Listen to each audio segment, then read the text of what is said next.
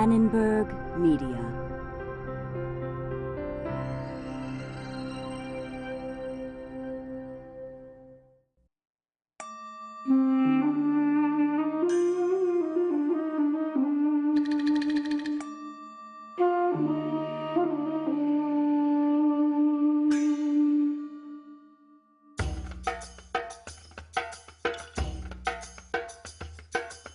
The word empires evokes visions of grandeur and glory, slavery and conquest.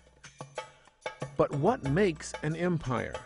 And how and why did empires rise and fall in different parts of the world throughout history?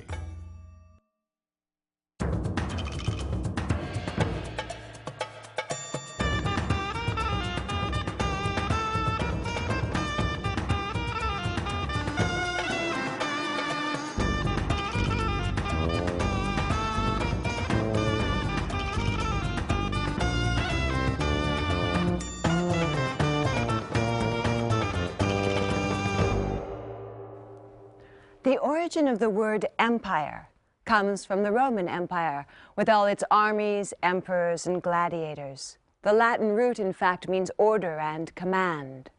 But many different empires, both before and after Rome, have appeared in world history: Babylonian, Chinese, Aztec, Mughal. What were some common features that led historians to call these all empires? And how did these patterns appear around the world? By exploring diverse historical, cultural, and geographical settings, historians try to understand how and why empires emerged, where and when they did, how they were maintained, and how and why they came to an end. Certain conditions may have been favorable to the creation of empires: military advantage, access to and control of trade routes, political chaos or instability among neighboring peoples. Other factors were important in maintaining an empire: structures and personnel to administer conquered territories, a system of taxation or tribute, and an ideology that justified conquest. Historians ask how various environmental, economic, ideological, and technological factors contributed to an empire's success, longevity, and collapse. As in all of history, the answers to these questions depend on the kind of sources available and on the way historians interpret those sources to provide multiple perspectives on the past. Large-scale, complex societies have always attracted the attention of historians. So great empires, thundering hooves of armies that conquered new territories. These are familiar to historians. What non-written oral traditions, archaeology, sources like that have provided to historians is a different perspective on empire. The perspective of people and how they felt and how they lived, what were their daily lives, what did it mean to be part of an empire from the bottom up. Between about 1000 and 1500 CE, 3 empires arose in 3 different parts of the world: the Mongol Empire in the steppes of Eurasia, the Mali Empire on the edge of the Sahara Desert in West Africa, and the Incas in the Andes of South America. These 3 examples illustrate how people in diverse cultural, historical, and geographical settings created empires. The Mongol, Mali, and Inca empires shared the basic pattern of centralized rule by powerful leaders over ethnically distinct, conquered peoples. But these empires also display many variations on that common theme.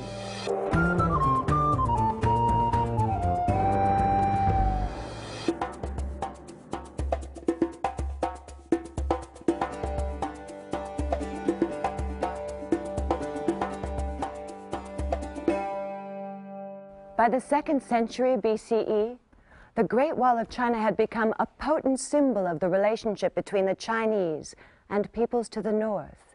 It marked an environmental as well as political boundary between pastoralists, who were dependent on the rich grasslands of the northern steppes, and the sedentary agricultural society of the Chinese. Pastoral societies generated considerable wealth from herding and producing livestock-based goods, which they traded or sold. Their nomadic way of life, however, prevented storage of large quantities of food. Pastoral nomads came to be dependent on trade with settled agrarian societies. Over the centuries, a number of different ethnic groups lived in the steppes and tundras to the north of China, really across Eurasia, and periodically they united into confederations that enabled them to attack large land-based empires like China. The Khitan and Jurchen peoples followed this pattern, invading parts of northern China in the late 10th through the 12th centuries. They even established their own Chinese-style dynastic states. Early in the 12th century, Mongol clans in the steppe lands to the north of the Great Wall began to organize into tribal collectives. In the year 1206, tribal leaders elected Temujin as their universal ruler, or Chinggis Khan.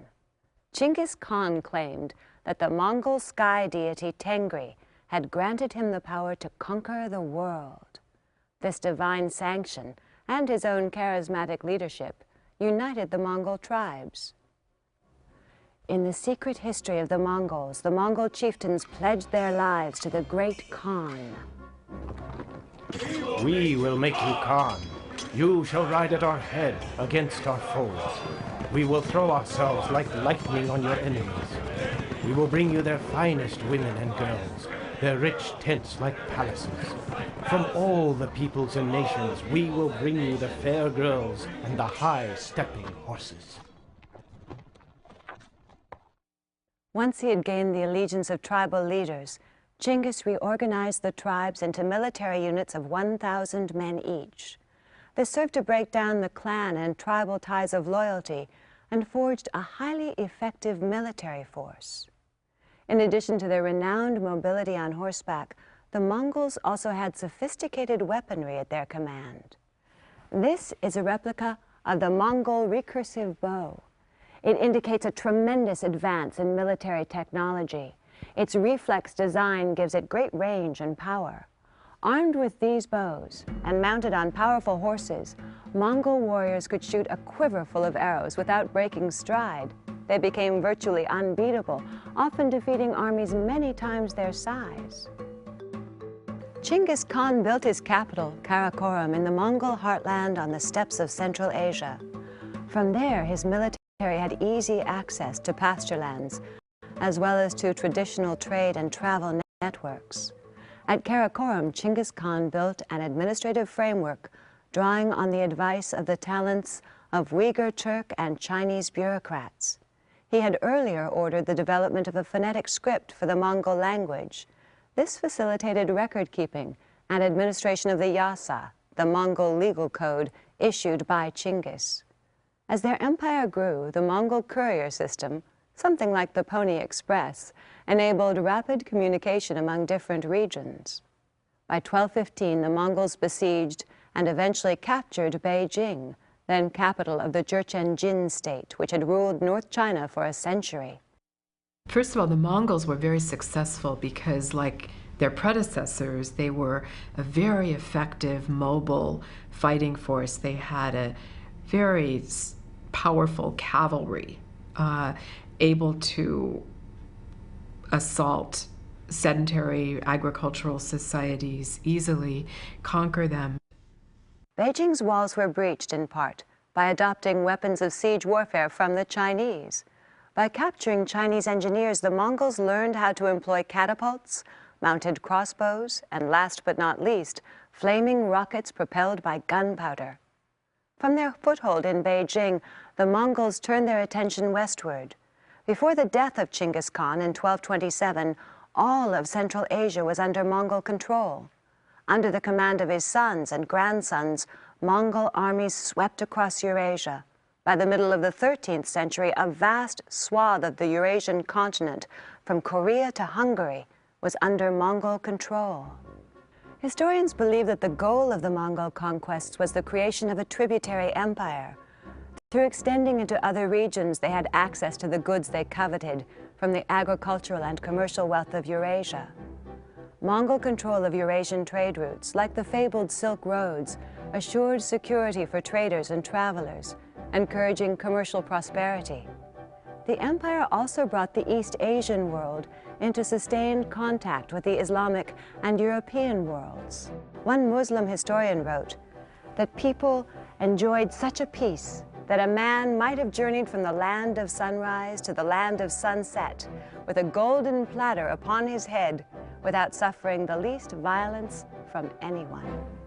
The Pax Mongolica would seem to be a contradiction in the sense that the Mongol conquests are what we mostly think about in terms of the Mongols and the slaughter and pillage that the Mongol armies caused. But the Pax Mongolica, Mongolian peace, was really, it's a descriptive term that's used to refer to the cultural exchanges, economic contacts that were facilitated by the Mongol conquest of a vast swath of Eurasia. The eventual collapse of the Mongol Empire can be attributed, at least in part, to their unstable method of selecting rulers. On the Eurasian steppe, any adult male could claim the authority to rule. This method of succession was ill-suited to a vast empire composed of different peoples, cultures, religions, and ways of life. In the mid-14th century, fierce competition among the descendants of Chinggis Khan caused violent upheavals that eventually destroyed the Mongol Empire. The Mongol Empire left a dual legacy. After more than a century of conquest and rule, the Mongols had killed hundreds of thousands of people.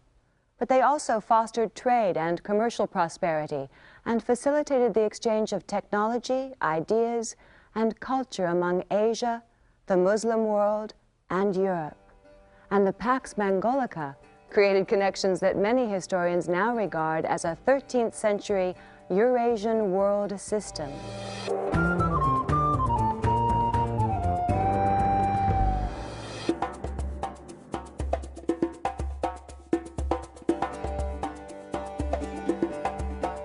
During the period between 1200 and 1400, another new empire arose, this one in West Africa. Its people spoke the Mande language, and they built the Empire of Mali. The history of the West African Empire of Mali can still be heard today. The griots, traditional storytellers, sing of Sunjata, the lion prince of the Mande-speaking peoples. Listen then, sons of Mali, children of black people, listen to my word, for I am going to tell you of Sunjata, the father of the bright country, of the savannah land, the ancestor of those who draw the bow, the master of 100 vanquished kings.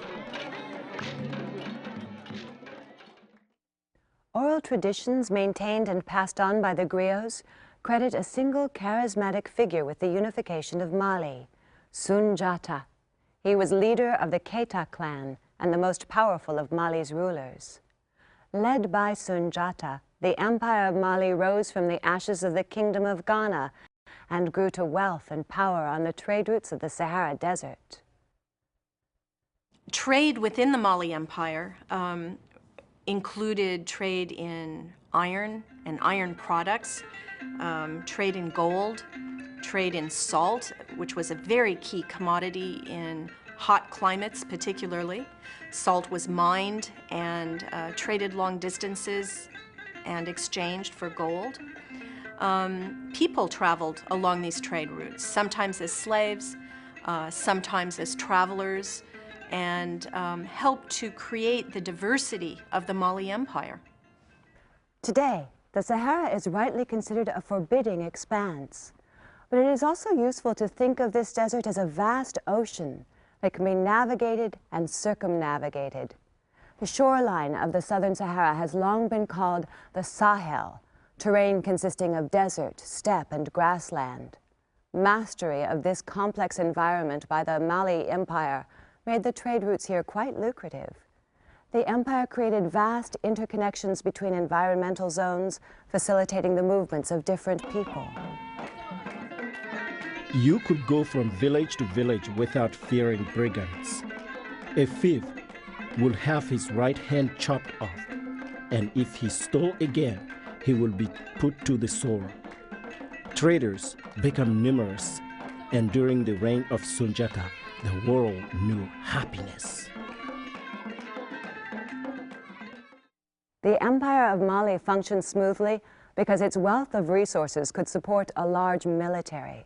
The military, in turn, protected and ensured the flow of tribute from subject states. But Mali administration showed tolerance toward existing regional cultures and communities. The state established the rule of law, but allowed local elites and clans to run local affairs. One thing that the Mali Empire did was to create great centers, urban centers like Timbuktu and Gao, Geno, were all centers of learning, centers of interaction, and they were very diverse places. If you visited Geno, you would have heard many different languages spoken. It was a very cosmopolitan place where people from different cultures interacted on a daily basis. Muslim traders had a great influence on the people and rulers of the Mali Empire. Many of the Mande elite converted to Islam. However, there are conflicting stories about Sunjata's own conversion. Some scholars feel he was only claimed as Muslim by later historians. Muslim or not, judging by the surviving oral tradition, Sunjata never abandoned his people's religion. The griots still memorialize Sunjata as a powerful man of magic and enchantment. In the 15th century, nomadic raids on its northern borders marked the decline of the empire. By the middle of the 1400s, the Mali Empire finally crumbled.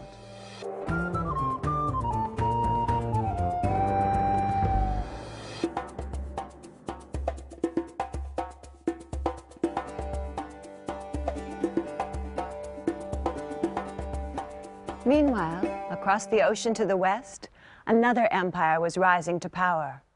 In the mountains of Ecuador, Peru, and Bolivia, the physical remnants of the Inca Empire are still visible today. On these roads, information from every corner of the empire reached the capital city of Cuzco. Inca roads stretched over 30,000 kilometers, from Chile to Ecuador, from the coastal deserts across the hemisphere's highest mountains, down to the Amazon rainforest. The question that the Incas represent is how can you build and rule an empire if you do not have certain kinds of things that historians of empires in Eurasia associate with empire building. The Incas were able to build and rule a very highly structured, complex, and efficient empire without the benefit of writing, of metal tools, of wheeled vehicles, or of large draft animals like the ox and the horse. The ruins of the mountain retreat of Machu Picchu testify to the wealth and power of the rulers of the Inca Empire. Like the Mongol and Mali empires, the Inca Empire was consolidated by a powerful and charismatic leader. In 1438, during a critical battle, the young Prince Pachacuti donned the skin of a puma and led a counterattack that defeated their enemies.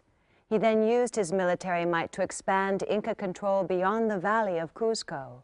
The empire thus created spread Inca culture and religion over a vast expanse of South America. The Incas did not enjoy a technological advantage in warfare, but they made up for it in sheer numbers and superior logistics. By adding conquered peoples to their ranks, the Inca armies slowly increased in size. The Incas also organized their forces in ways that allowed them to field large numbers of warriors over long periods of time. Once they held a territory, they administered it very effectively, using a combination of direct and indirect rule. The Incas used several methods. One of the most important was really to bring the children, particularly the sons of the local elites, the peoples they conquered, to Cuzco to be educated. While they were there in Cuzco, on the one hand, they were hostages to the good behavior of their fathers. But on the other hand, and more importantly for the long run, they were indoctrinated, socialized into the Inca imperial ideology, language, and culture. so that when they returned to their homelands as adults, they became Caracas, local governors in the system the Incas had of indirect rule. Following military conquest, Incan rulers needed to legitimize their rule. Religion was often crucial to this process. The Incas didn't require their subjects to abandon their old gods, but they were expected to adopt the creator god of the Inca and to recognize the Inca ruler and his principal wife as divine representatives of this god on earth. The Incas kept records and communicated information through a coded system of quipus, strands of knots carried throughout the empire by a system of relay runners. In 1535, the Spanish soldier Pedro de Cieza de Leon recorded this account of the quipus system.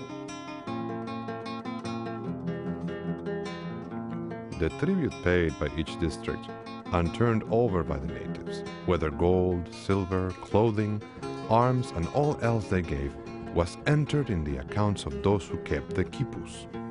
When they were ordered to go to Cusco to give an accounting, the record keepers themselves gave it by the quipus, or went to give it where there could be no fraud. But everything had to come out right. The quipus are basically strings, which are knotted and tied together in different patterns. They had different forms, they had different colors, and depending upon the nature of the pattern of the colors, where the knots were, they meant different things. Some of them were clearly numerical.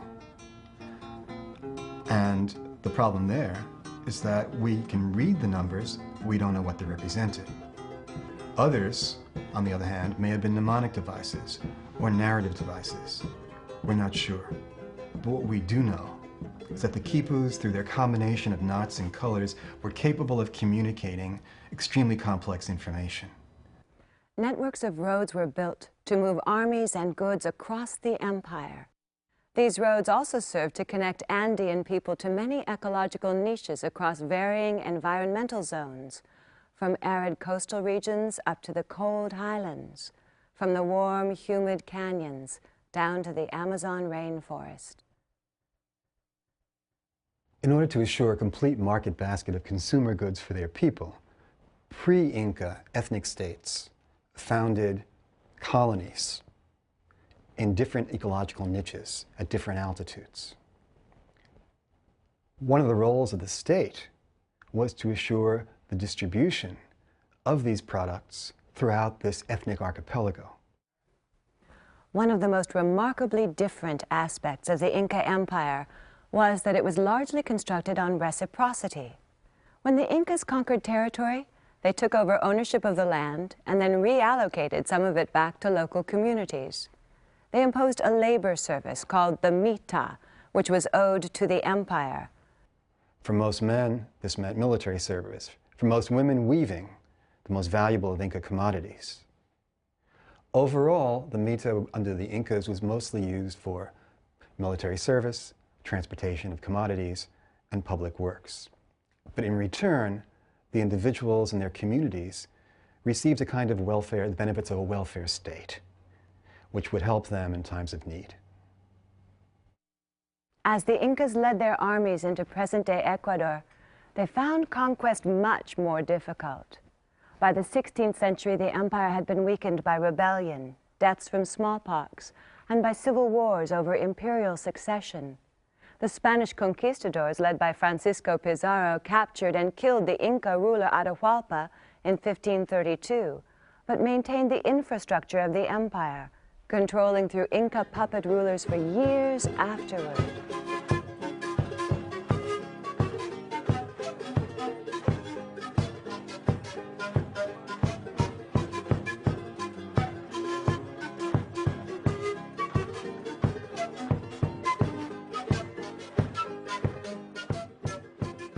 The story of empires is a familiar part of world history. But what did an empire look like from the perspective of the people who were ruled? And what are the complex and sometimes contradictory legacies of an empire? Even the best run and seemingly benign empire often looks different when viewed from the perspectives of their subject peoples. Historians studying the Inca Empire through the lens of the ethnic groups they conquered tell a different story from the official Inca story of a benign welfare state. This view is confirmed by periodic rebellions and by the collaboration of some Inca subjects with the Spanish conquistadors. But 250 years of oppressive Spanish rule would make even these peoples dream of an Inca restoration. In 1780, a Cusco Curaca of Inca descent took the name of the last Inca, Tupac Amaru, and rose in rebellion against Spanish bad government. The news that the Inca had returned to claim his kingdom and free his people from Spanish misrule inspired rebellions from Colombia to Bolivia, which took the Spanish 4 years to suppress and cost 100,000 lives in a highland territory whose population was only 1.2 million. Nor did the legacy of the Incas end with independence from Spain. In our own times, a Peruvian guerrilla group named itself after Tupac Amaru. A soft drink was successfully marketed as Inca Cola, and the national currency has been named Inti and Sol, with pictures referring back to the Inca Empire.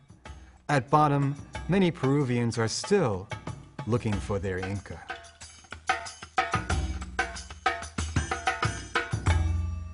All empires integrated varied peoples, religions, and cultures under a common political umbrella. They also created difference and inequality by imposing political, social, economic, and ethnic hierarchies. Historians explore the tension between the forces of integration and difference within empires. They examine multiple perspectives of the peoples who built, ruled, and lived within them. In this way, historians identify patterns of common historical experience, as well as diversity among empires in world history.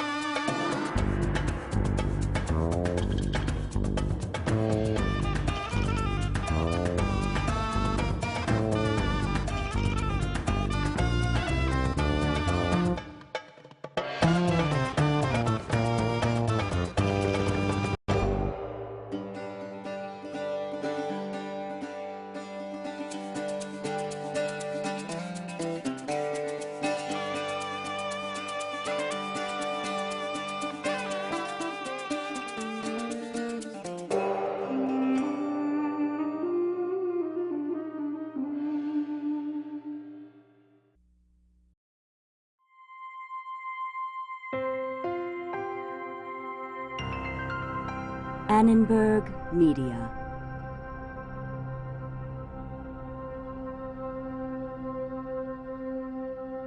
For information about this and other Annenberg Media programs, call 1-800-LEARNER and visit us at www.learner.org.